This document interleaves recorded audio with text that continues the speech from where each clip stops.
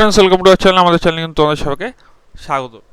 দেখো, অন্নপূর্ণা যোজনা নিয়ে তোমাদের কিন্তু প্রচুর কোশ্চেন আছে এবং তোমাদের কাদের কাদের ফর্ম বাতিল হবে এর আগে কিন্তু একটা বিষয় দেখা যাচ্ছিল যে যাদের যাদের ইনকাম ট্যাক্স দেয়, তারপর যাদের যাদের হচ্ছে গিয়ে 3 কামরা বাড়ি আছে বা 50 ডেসিমিলের উপর জমি আছে, তাদের কিন্তু অনেকেই বলা হয়েছিল যে এরা কিন্তু বাতিল হবে।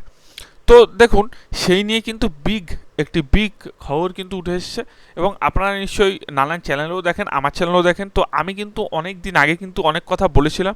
আমার ভিডিও হয়তো অনেক লোক দেখে না, কিন্তু আমি কিন্তু পয়েন্টে পয়েন্টে জিনিসগুলো আপনাদের কাছে তুলে ধরি। তো সম্পূর্ণ ভিডিওটি জানতে কিন্তু সম্পূর্ণ ভিডিও দেখতে হবে আগে, ঠিক আছে? তো চলুন আমরা কিন্তু শুরু করছি। তো দেখুন, আমি আপনাদের একটা কথা বলছি, অন্নপূর্ণা যোজনা কারা পাবেন আর্থিক সাহায্য? দেখুন, আসল কিন্তু তারাই পাবেন যারা প্রকৃত অভাবী ও অসচ্ছল নারী। আগে যেমন লক্ষ্মীর ভাণ্ডার সবাই মোটামুটি পেতেন, কোনো ক্রাইটেরিয়া তেমন ছিল না, মানে আপনি যদি নারী হন 25 থেকে 60 বছরের মধ্যে হন তারা কিন্তু সবাই পেতেন।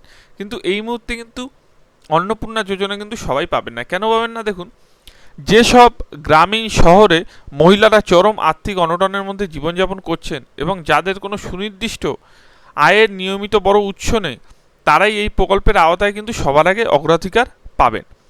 সেকেন্ড, দেখুন, করমুক্ত এবং নন পেনশনভোগী পরিবার, অর্থাৎ আবেদনকারী নিজের পরিবারের যদি কোনো সরকারি চাকুরি, অবসরপ্রাপ্ত পেনশনার বা করদাতা না থাকেন, তবে সেই প্রান্তিক ও মধ্যবিত্ত পরিবার যোগ্য মহিলারাই কিন্তু আবেদন করতে পারবেন। তবে দেখুন, সাধারণ বসতবাড়ি বা প্রান্তিক চাষি যাদের পরিবারে 3টের কম পাকা ঘর রয়েছে অথবা মোটা কৃষি জমির পরিমাণ 50 ডেসিমেলের নিচে, তারা কিন্তু সরকারের এই গুরুত্বপূর্ণ সমাজ কল্যাণমূলক প্রকল্পের সুবিধা পাওয়ার যোগ্য। এবং দেখুন, সাধারণ গৃহবধূ বা স্বনির্ভর নারী, অর্থাৎ আশা, অঙ্গনারী, সিভিক ভলেন্টিয়ারের মতো প্রতি মাসে নিয়মিত সরকারি পারিশ্রমিক সম্মানিক পান না, এই রকম যোগ্য নারী, সাধারণ গৃহবধূ এবং স্বনির্ভর মহিলারা কিন্তু এই প্রকল্পে টাকা পাবেন। মূল লক্ষ্য যেটা, শুধুমাত্র কিন্তু যোগ্য ও অভাবী আর্থিক কিন্তু স্বাবলম্বীকারী বৃদ্ধি করা, ঠিক আছে? এবং দেখুন, কারা কারা পাবেন না সে বিষয়ে কিন্তু আলোচনা আমরা করব। কিন্তু আলোচনা করার আগে এটুকু কিন্তু আপনাদের বলবো, যারা যারা চ্যানেলে এখনও নতুন আছেন, নিচের ডেসক্রিপশনে টেলিগ্রাম লিঙ্ক আছে, অতি অবশ্যই জয়েন করুন। দেখুন, অযোগ্যদের কিভাবে বিবেচিত করা হবে বা তালিকাচ্যুত বিবরণ যে বলা হয়েছে, যে অযোগ্য বা তালিকাযুক্ত বিবরণ, প্রথমত সরকারি যারা পারিশ্রমিক পান বা সরকারি পারিশ্রমিক প্রাপক, যেমন আশাকর্মী, অঙ্গনারী কর্মী, সহায়িকা বা এডাব্লিউএইচ, সিভিক ভলেন্টিয়ার, প্যারা টিচার প্রতি মাসে কিন্তু নিয়মিত সাম্মানিক ও পারিশ্রমিক পান, তারা কিন্তু পরবর্তী নির্দেশ না আসা পর্যন্ত তাদের এই আবেদনগুলো অনুমোদিত হবে না। অর্থাৎ যারা সিভিক ভলেন্টিয়ারে কাজ করেন, যারা আশাকর্মী, যারা প্রত্যেক মাসে বা ডেলি ভিত্তিক তারা যারা টাকা পান সরকারের কাছ থেকে, তারা কিন্তু আর পাবেনই না, এই যোজনার আওতায় কিন্তু তারা আসবে না। কিন্তু একটা কথা বলি, যে সমস্ত পরিবারের, দেখুন এখানে আরেকটা কথা লিখেছে খুব গুরুত্বপূর্ণ, যেসব পরিবারের সদস্যের নামে 3 বা তার বেশি পাকা কক্ষের বাড়ি রয়েছে অথবা 50 ডেসিমেলের কৃষি জমি রয়েছে এবং তাদের আবেদনের যোগ্যতার বিষয়ে শীঘ্রই চূড়ান্ত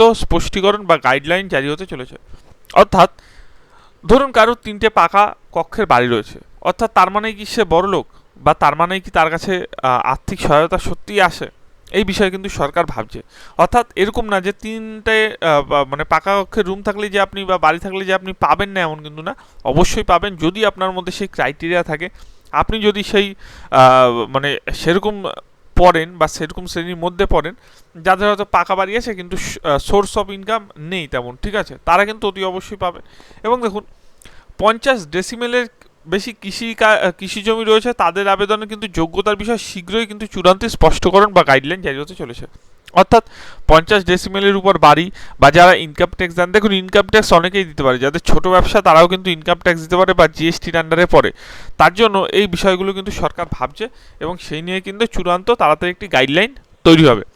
আরেকটি কথা, দেখুন, সরকারি চাকরিজীবী পরিবার যারা আবেদন নিজের পরিবারের যদি কোনো সরকারি চাকরিজীবী অথবা অবসরপ্রাপ্ত সরকারি পেনশনভোগী সদস্য থাকে, সেই পরিবারের আবেদন আপাতত স্থগিত ও অনুমোদিত তালিকায় অন্তর্ভুক্ত করা হবে না।